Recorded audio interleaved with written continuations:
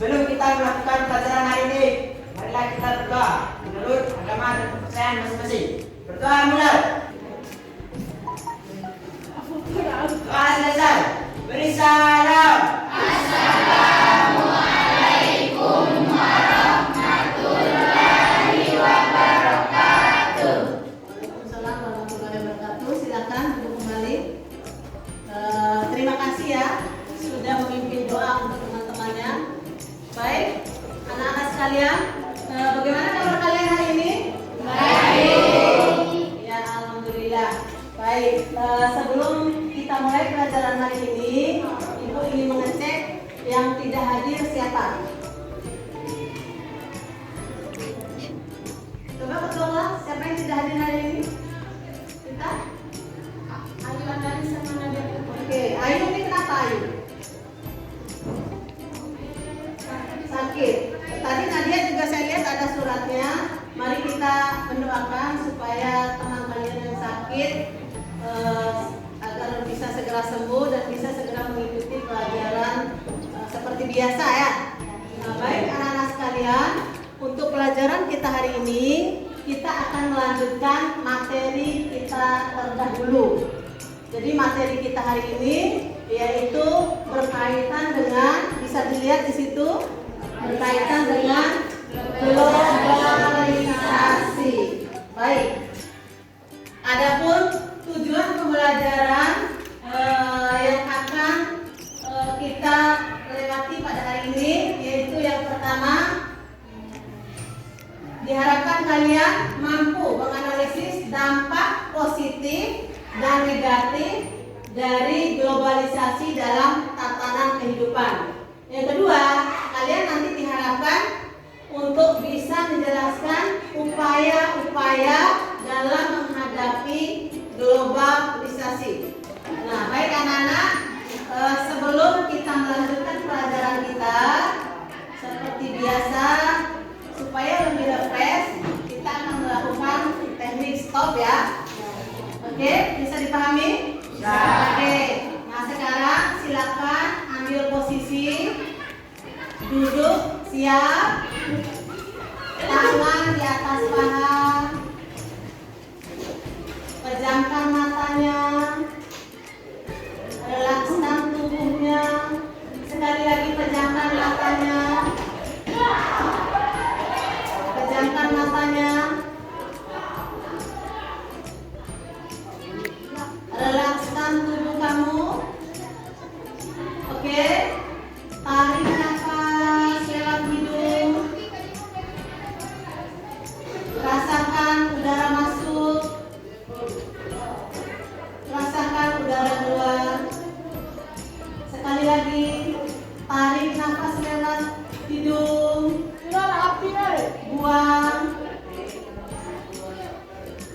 rasakan udara keluar. Ulang sekali lagi, tarik nafas lewat hidung. Oke, dibuang, rasakan udara keluar. Oke, tenangkan pikiran kamu sejenak sambil berucap istighfar di dalam hati akan kesalahan-kesalahan yang pernah kalian lakukan, yang pernah kita lakukan.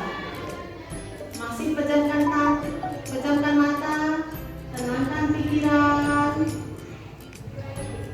relakskan tubuh. Oke, sekarang dibuka. Oke, dibuka matanya. Bagaimana perasaannya? Oke, sudah lega? Sudah rileks? Sudah. Oke, alhamdulillah. Sekarang kita bisa melanjutkan pelajaran kita ya. Oke. Nah, untuk pembelajaran kita hari ini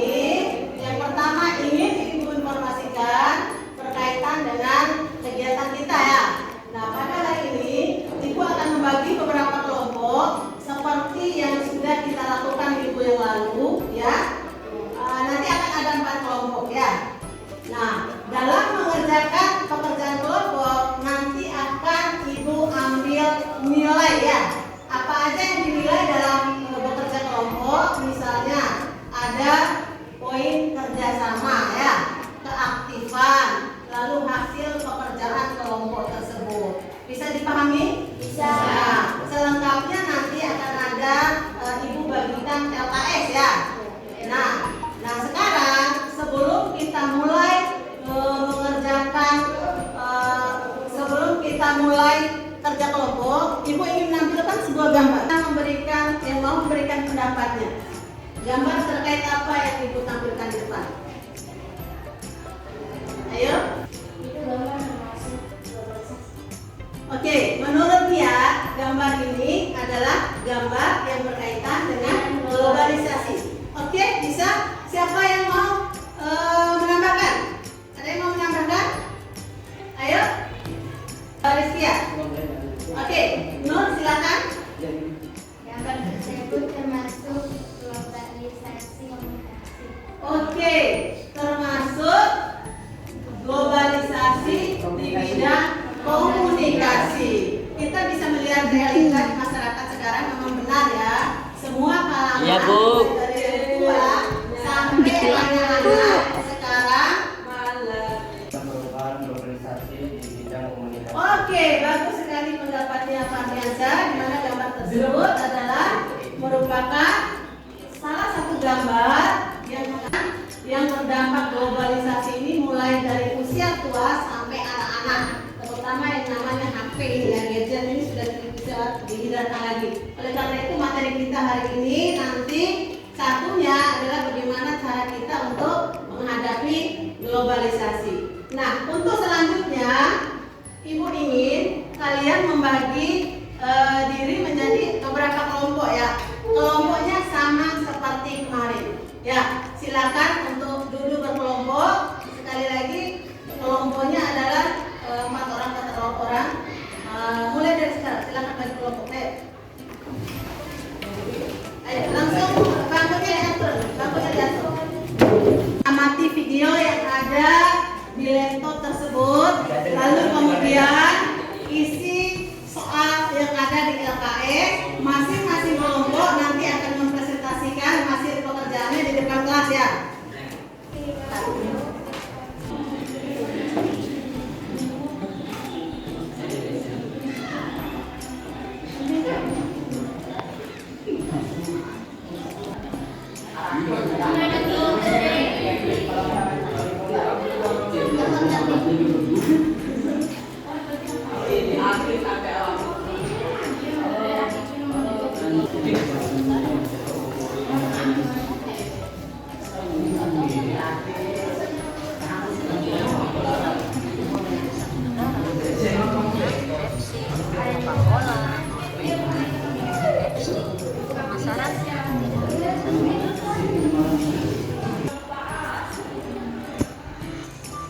Penyebab terjadinya globalisasi pertama karena kemajuan ilmu pengetahuan dan teknologi. Kedua adalah pasar kita. Ketiga adanya migrasi penduduk. Yang keempat adanya transparansi. Menurut saya ini dampak globalisasi di bidang sosial.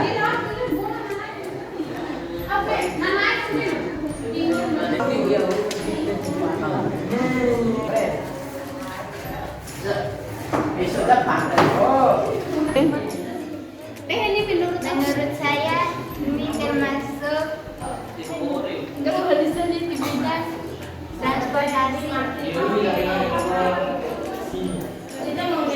Ya, menurut saya ini dampak globalisasi di bidang komunikasi.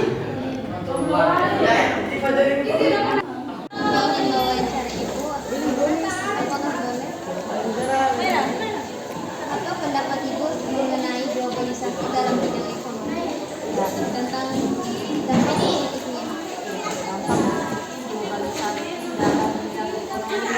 Dampak globalisasi ini ada juga ya, banyak sekali dampak-dampaknya, ada dalam bidang pendidikan, ada bidang pendidikan dan pengetahuan, kemudian ada di bidang ekonomi, sosial, budaya. Jadi yang ini yang ditanyakan adalah dampak positif dalam bidang ekonomi. Ya, salah satu dampak globalisasi dalam bidang ekonomi itu adalah dalam sektor perdagangan. Ya, dalam sektor perdagangan. Kemudian yang kedua dalam sektor produksi.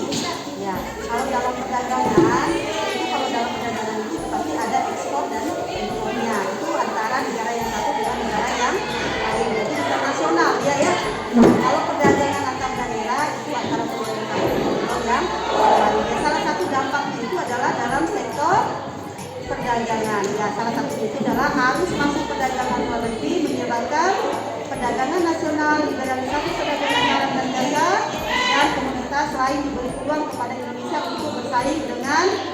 Assalamualaikum Ibu. Waalaikumsalam, Dila.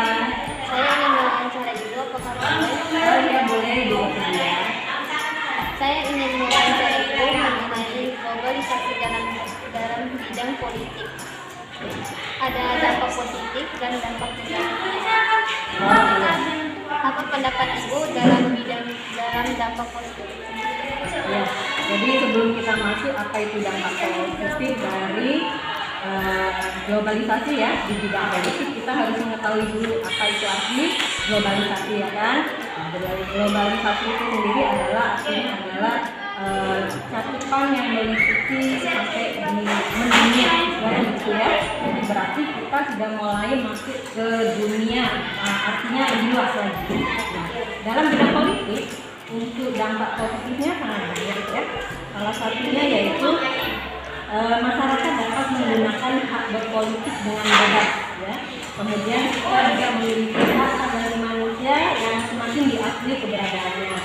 Selain itu masyarakat dapat menggunakan haknya secara langsung. Itu dampak positif dari bidang politik ya. Dampak positif di bidang politik globalisasi ya.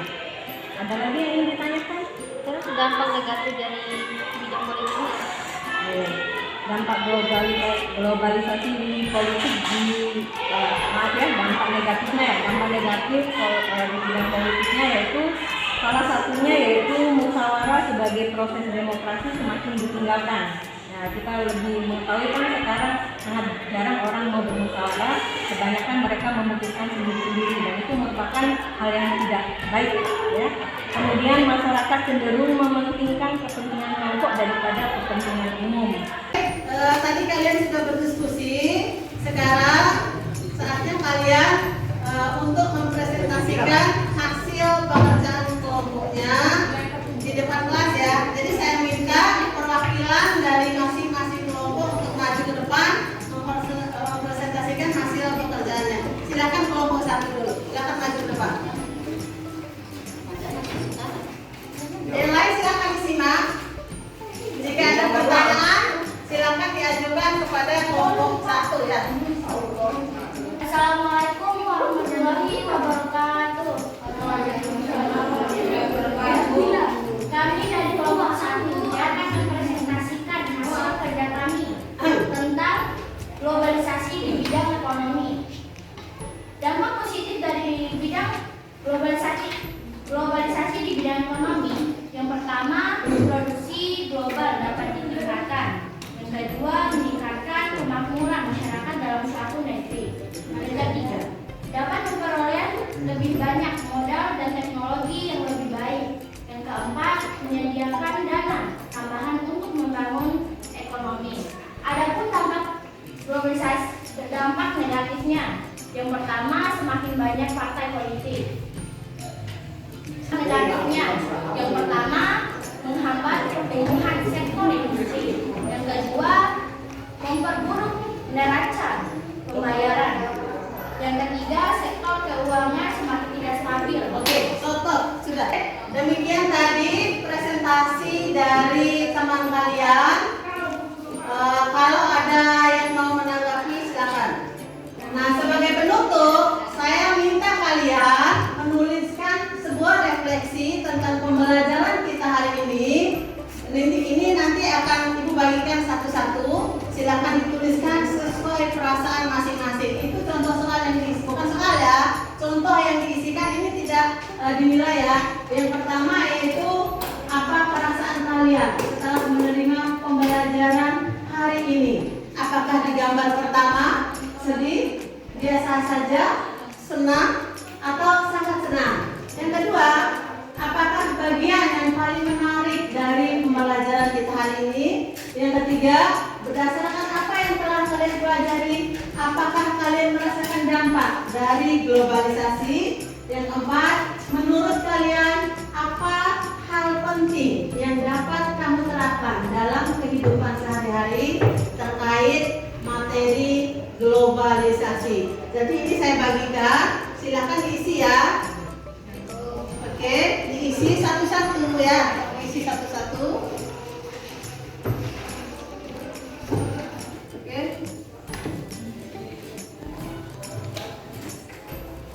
Baik anak-anak, demikian rangkaian pembelajaran kita hari ini. Kurang lebihnya ibu mohon maaf. Assalamualaikum warahmatullahi wabarakatuh.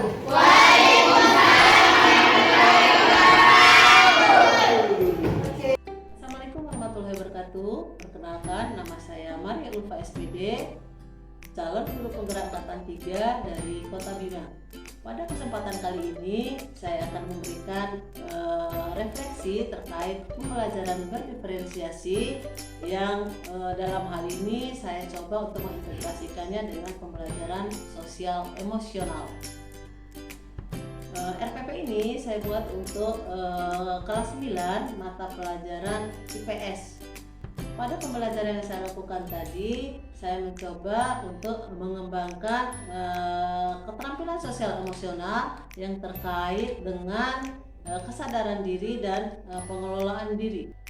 Untuk mengembalikan fokus dan konsentrasi murid-murid saya meminta murid saya untuk melakukan teknik stop, di mana pada teknik stop ini saya minta mereka untuk berhenti sejenak dari segala aktivitasnya, lalu kemudian menarik nafas, membuang nafas, relaksasikan pikiran mereka, fokus, konsentrasi, mengamati apa yang terjadi. Kemudian setelah itu mereka bisa melanjutkan kembali aktivitas mereka. Pada kegiatan inti, saya menerapkan kompetensi kesadaran sosial, mengambil keputusan yang baik dan bertanggung jawab. Dalam hal ini mereka lakukan pada saat mereka diskusi dan mereka mempresentasikan hasil diskusi mereka. Pada kegiatan diskusi kelompok, saya melihat mampu meningkatkan keterampilan bekerja sama, berrelasi, dan berdiskusi antara siswa yang satu dengan siswa yang lainnya. Tentu dalam kegiatan diskusi ada anak yang dominan atau yang aktif, ada pula anak yang pasif atau bahkan tidak berkontribusi sama sekali.